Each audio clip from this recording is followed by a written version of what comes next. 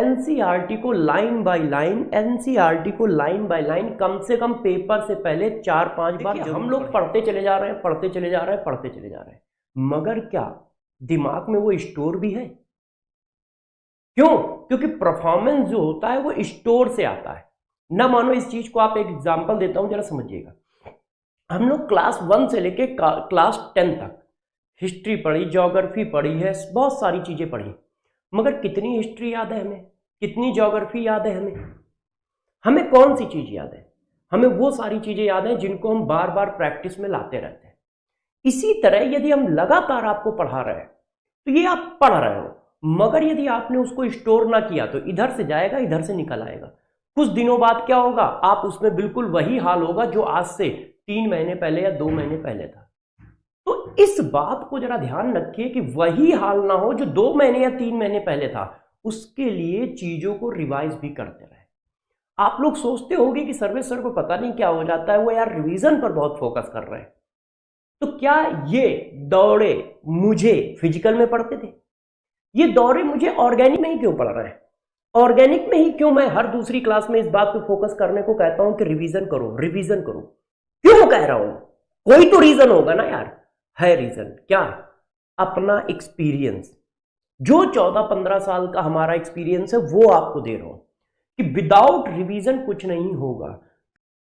तो इसलिए सभी प्यारे बच्चों से रिक्वेस्ट है कि रिवीजन पर फोकस दें। जब तक ऑर्गेनिक चलती है तब तक आप 20-25 मिनट नोटबुक को जरूर रिवाइज करें।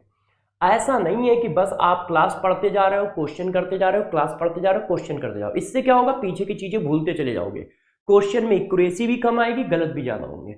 ऑर्गेनिक के क्वेश्चन खतरनाक होते हैं, वो माइनस मार्किंग देते हैं।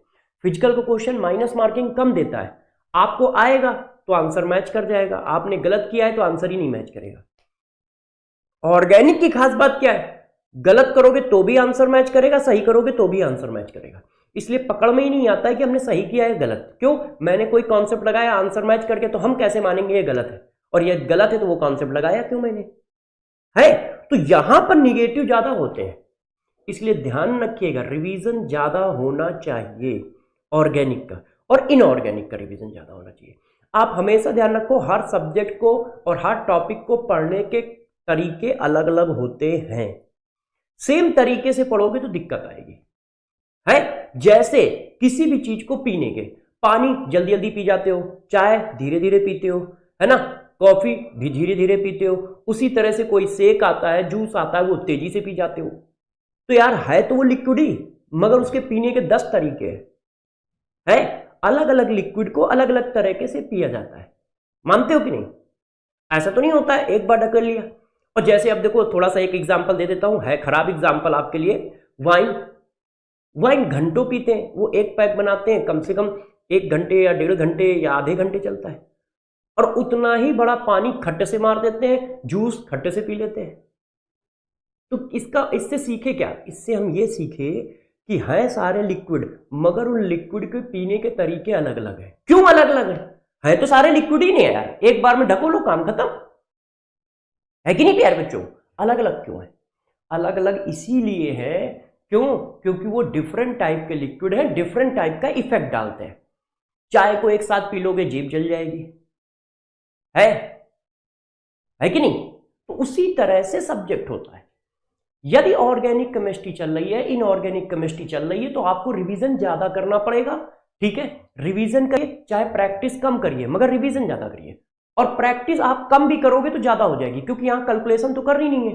तो जितने मिनट में फिजिकल के 10 क्वेश्चन होते हैं, उतने ही मिनट में ऑर्गेनिक के 20-30 क्वेश्चन हो जाएंगे।